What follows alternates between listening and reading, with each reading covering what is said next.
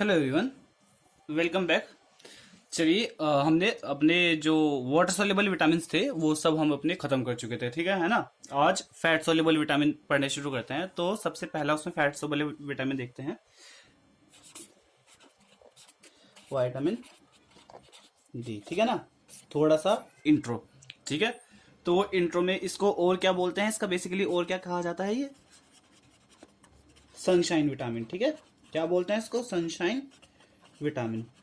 Sunshine क्यों? क्योंकि बचपन से लेकर अभी तक बहुत पढ़ रहे हैं कि विटामिन डी, धूप में बैठा करो, विटामिन डी मिलेगा, विटामिन डी मिलेगा, है ना। धूप में कोई बाल्टियां थोड़ी लगी, मैं बाल्टी भर भर के बॉडी के अंदर विटामिन डी आ रहा है, ठीक है ना। तो वो बात जाननी है कि बेसिकली कि सन कैसे प्ले रोल करता है, ठीक है ना। कैसे विटामिन डी के हमारी बॉडी के अंदर विटामिन डी बन जाए, आ जाए, मतलब जो भी है उसमें कैसे रोल होता है वो देखते हैं। लेकिन उससे पहले एक्टिव फॉर्म देखते हैं। अब 11th क्लास में या 12th क्लास में जिसके पास बायोलॉजी होगी, केमिस्ट्री होगी और फिजिकल एजुकेशन भी, वहां पे हम ये सब पढ़ते हैं वाइटामिन, ठीक है। तो इसका एक्टिव फॉर्म में मतलब बेसिकली इसका नेम क्या है और क्या इसको बोलते हैं, कैल्सी ट्रायोल, ठीक है। कैल्सी ट्रायोल बोलते हैं। लेकिन ये छोटे लेवल की बात हो गई, जब तक मतलब हुआ ना 11th-12th में थे तब तक ठीक था। एमबीबीएस में है, बायोकेमिस्ट्री में जो अब इसका नेम याद रखना है एक्टिव फॉर्म में, वो है इसकी 125 डाई हाइड्रोक्सी कॉल कैल्सी फेरऑल। देखो ऑल और दो हाइड्रोक्सी यहां से, तो वो ट्रायोल बन गया, ठीक है। चलो ये पता हुआ। अब नेक्स्ट देखते हैं जो क्वेश्चन बनेगा। बेसिकली क्वेश्चन कहां से बनेगा, इसकी सिंथेसिस पे बनेगा, सिंथेसिस। चलो अब सिंथेसिस में देखते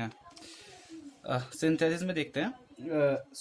बेसिकली जो विटामिन डी है वो कोलेस्ट्रॉल से बनेगा, ठीक है। किससे बनेगा, कोलेस्ट्रॉल से। कोलेस्ट्रॉल हम डाइट में भी लेते हैं और बॉडी के अंदर सिंथेसाइज्ड भी होता है, ठीक है ना। तो सबसे पहले लोग कोलेस्ट्रॉल। अब बेसिकली बॉडी की मेजर रिएक्शंस मेजरली कहां पे होते हैं, लिवर के अंदर, तो ठीक है ना। लिवर के अंदर जब ये कोलेस्ट्रॉल बन गया तो कोलेस्ट्रॉल के पाथवे में इसका एक इंटरमीडिएट बनता है जिसको हम बोलते हैं 7 हाइड्रोकोलेस्ट्रॉल। तो 7 हाइड्रो कोलेस्ट्रॉल में कन्वर्ट होगा, किसमें, कोलेस्ट्रॉल। एंजाइम कौन सा है, नहीं याद रखना है, ठीक है ना। कहां पे हो रहा है ये बात याद रखनी है कि लिवर में हो रहा है, ठीक है, लिवर में। अब ये जो कंपाउंड बना 7 हाइड्रो कोलेस्ट्रॉल, ये लिवर से कहां जाएगा, ये कहां जाएगा, गो टू स्किन पे चला गया। सोचो ये अब स्किन में एनाटॉमी में पढ़ा होगा ना आपने, कितनी सारी स्किन की लेयर होती हैं, बेजेल, ग्रेनुलोसम, है ना, लुसीडम। तो उनमें से एक लेयर का नाम होता है मेलफिजियन लेयर। ये वहां पे जाके एक्यूमुलेट होगा, वहां पे जाके इकट्ठा हो जाएगा। स्किन सबसे लार्जेस्ट ऑर्गन है। अब सोचो जब स्किन में एक्यूमुलेट हो गया, स्किन में क्या हुआ, स्किन में जैसे एक्यूमुलेट हुआ, स्किन पे सनलाइट से यूवी रेज आई, यहाँ पे है सन का रोल, ठीक है ना। यूवी रेज आई, यूवी लाइट आई, ठीक है ना, सन से। उन्होंने क्या करा, इस 7 हाइड्रो कोलेस्ट्रॉल को किस में कन्वर्ट कर दिया, कॉल कैल्सीफेरॉल में, कॉल कैल्सीफेरॉल में कन्वर्ट कर दिया। किसने कन्वर्ट करा, सन की यूवी लाइट्स ने। यहां पे होता है इसका सन का रोल, ठीक है ना, सिर्फ इतना। और इसको कन्वर्ट कर दिया इसमें, क्या बोलते हैं इसको, D3 बोलते हैं, विटामिन D3, ठीक है। अब ये क्या करेगा, ये बॉडी के अंदर अभी स्किन में बना है ना, अब ये वापस जाएगा जहां से बना था, कहां से, लिवर में बना, अभी दोबारा लिवर में जाएगा। कहां जाएगा ये सोचो, ये लिवर में गया। लिवर में जाने के बाद ये क्या होगा, एक कंपाउंड में कन्वर्ट होगा जिसका नाम है 25 हाइड्रोक्सी कॉल कैल्सीफेरॉल। बेसिकली इसमें कुछ नहीं हुआ है, जो ये कंपाउंड था इसका हाइड्रोक्सिलेशन हो गया है, एक OH ऐड हो गया है। और कोलेस्ट्रॉल का जो फॉर्मूला होता है वो C2731, मतलब इतने में होता है, काफी ज्यादा कार्बन होते हैं उसमें। तो उसकी 25th पोजीशन में OH ग्रुप ऐड हुआ है और कुछ भी नहीं हुआ है, ठीक है। अब ये आगे गया, आगे यहां से कहा गया, ये जो कंपाउंड बना ये लिवर से किडनी में गया, किडनी में। और किडनी में इसमें क्या हो गया, इसका दोबारा हाइड्रोक्सिलेशन हुआ, एक OH और ऐड हुआ और ये कन्वर्ट हो गया 125 डाई हाइड्रोक्सी कॉल कैल्सीफेरॉल, ठीक है ना। और यही तो था हमारा कंपाउंड, यही बनाना था, यही बन गया, ठीक है ना। तो ये सिंथेसिस है, ये याद रखना, बेसिकली सिंथेसिस याद रखना, ठीक है ना। यहां से क्वेश्चन जरूर बनेगा। अब नेक्स्ट देखते हैं नेक्स्ट देखते हैं कि सिंथेसिस का जो मतलब बॉडी के अंदर प्रोडक्शन हो रहा है वो किस चीज पे डिपेंड कर रहा है बेसिकली। तो प्रोडक्शन किस चीज पे डिपेंड करता है, प्रोडक्शन कि कितनी विटामिन डी बनेगी बॉडी के अंदर। एक तो डायरेक्टली प्रोपोर्शनल एक्सपोजर, ऑब्वियसली बात है, बिल्कुल बेकार बात है कि जितना ज्यादा हम लाइट सनलाइट में आएंगे उतना ज्यादा विटामिन डी बनेगा। और इनवर्सली प्रोपोर्शनल है पिगमेंटेशन, जितना ज्यादा पिगमेंटेशन वो उतना ज्यादा यूवी लाइट्स को रोकेगा, जितनी ज्यादा यूवी लाइट्स रोकेंगी उतनी कम विटामिन बनेगी। ठीक है, छोटी सी बात है, याद रखना, मे बी एमसीक्यू में आ जाए। अब ये देखते हैं जो सेकंड क्वेश्चन बनेगा एग्जाम में, सेकंड क्वेश्चन में बनेगा, सोचो जो चीज बॉडी के अंदर बनती है, अंदर ही बन के वो फंक्शन करती है, क्या बोलते हैं उसको, बेसिकली हॉर्मोन्स बोलते हैं।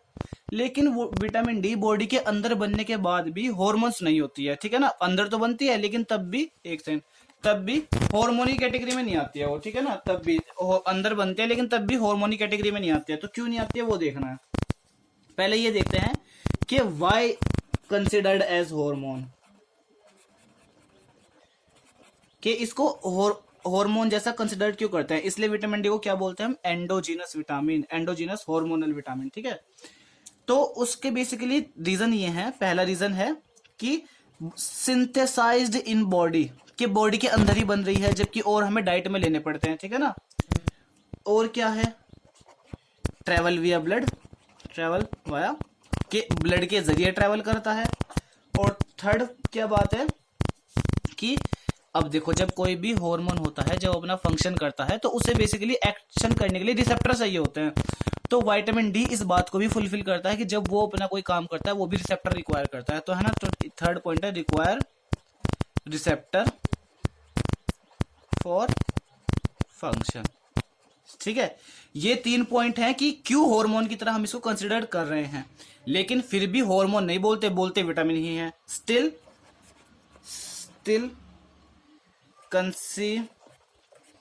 Considered as vitamin Y.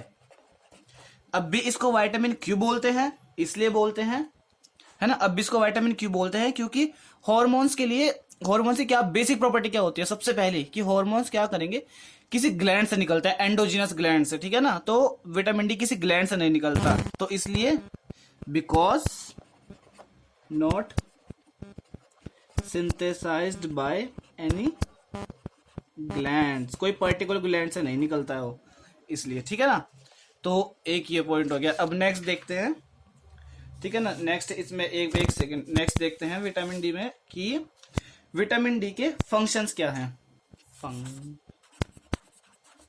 Function सिर्फ एक है कि ये बॉडी, मतलब जो याद रखना है बेसिकली, होंगे तो बहुत सारे, याद रखना है कि ये हाइपर कैल्सिमिक है, बॉडी के कैल्शियम लेवल को बढ़ाएगा, ठीक है ना। अब कैसे कैसे बढ़ाएगा, इंक्रीज बॉडी कैल्शियम लेवल। अब वो कैसे बढ़ाएगा, पहला पॉइंट है इंक्रीज, सोचो कोई भी चीज मील में है हमारे, है ना, डाइजेस्टिव ट्रैक में है, तो वो उसका एब्जॉर्प्शन बढ़ा दो तो ब्लड में ऑब्वियसली बढ़ जाएगी। तो इंक्रीज इंटेस्टाइनल एब्जॉर्प्शन,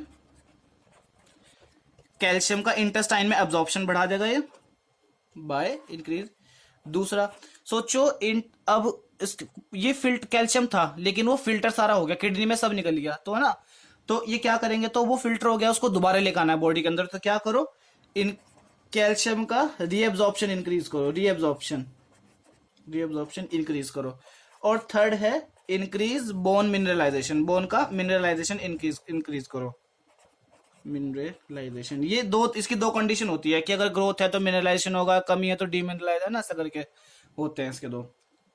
तो ये तो हो गया फंक्शंस की बात। अब देखते हैं डेफिशिएंसी डिसऑर्डर, डेफिशिएंसी। देखो बहुत बेसिक बात है, जब हम 11th-12th वगैरह में या फिर फिजियोलॉजी में पढ़ोगे, एंडोक्राइनोलॉजी में पढ़ोगे, जब हम पढ़ते हैं हम देखते हैं कि एक चीज होती है एपिफाइजियल क्लोजर, ठीक है ना। जिस टाइम पे प्यूबर्टी हो जाती है, बोन्स क्या होती हैं, वो अपनी लेंथ इंक्रीज करना रोक देती हैं, ठीक है ना। अगर डेफिशिएंसी एपिफाइजियल क्लोजर के पहले हुई तो चिल्ड्रंस में डेफिशिएंसी कहलाई जाएगी, बेसिकली प्यूबर्टी से पहले।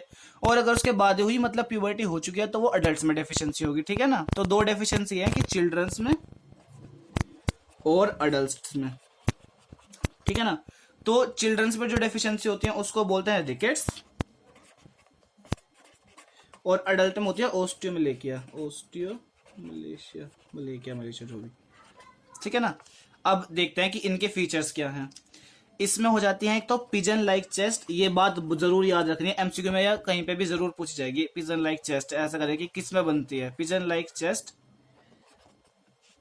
ठीक है ना। और बीडेड रिब्स, बीडेड रिब्स मतलब पहले वैसे रिब्स ऐसी होती है कि मतलब रेगुलर होती हैं, लेकिन फिर उसमें बीडेड अपीयरेंस आ जाएगी, ठीक है ना, बीडेड रिब्स। और क्या होगा, जो लार्ज बोन्स होंगी, लार्ज बोन्स गेट कर्व, मतलब जो वेट बियरिंग बोन्स हैं जैसे फीमर वगैरह, ये कर्व होने लग जाएंगी विटामिन डी की डेफिशिएंसी की वजह से। ओस्टोमलेकिया में क्या होगा, इसमें एक तो बोन में पेन होगा, कैल्शियम मसल उसका पार्ट होता है ना, मसल मास का पार्ट होता है मसल का, तो डिक्रीज मसल मास। और क्या होगा, सॉफ्ट बोन्स, बोन्स जो होंगे अब सॉफ्ट हो जाएंगे, क्योंकि कैल्शियम बोन्स के लिए बहुत ज्यादा जरूरी है, ठीक है ना। ठीक है, अब ये बात तो हो गई। अब ये देखते हैं कि डेफिशिएंसी आखिर हो क्यों रही है, ठीक है ना, डेफिशिएंसी क्यों हो रही है। तो डेफिशिएंसी क्यों हो रही है, कॉजेज क्या है, कॉजेज हैं, एक तो सोचो अगर एक्सपोजर ही कम है ना, ये सही लिखते, पहला है लो एक्सपोजर, कि हम एक्सपोजर ही नहीं कर रहे हैं, लो एक्सपोजर, ठीक है। दूसरा क्या है, दूसरा है सोचो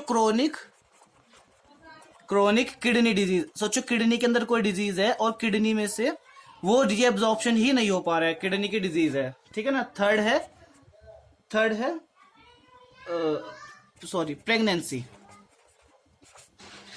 वैसे जो हमारा आरडी होता है इसके लिए हमें 10 माइक्रोग्राम चाहिए होता है डेली में, ठीक है ना, डे के उससे, लेकिन प्रेगनेंसी में इसकी क्वांटिटी बढ़ जाती है, इसलिए प्रेगनेंसी में डेफिशिएंसी बहुत कॉमन है, ठीक है। अब देखते हैं, एक नोट पॉइंट है कि हम क्या करते हैं ज्यादा नॉर्मल लाइफ में, क्या करते हैं हम कि कोई भी विटामिन की कैप्सूल है वो खाने लग जाते हैं, ऐसा करके डॉक्टर से कंसर्न नहीं करते, लेकिन ऐसा गलत होता है। क्यों, हाइपर विटामिनोसिस हो जाता है। क्या होता है, हाइपर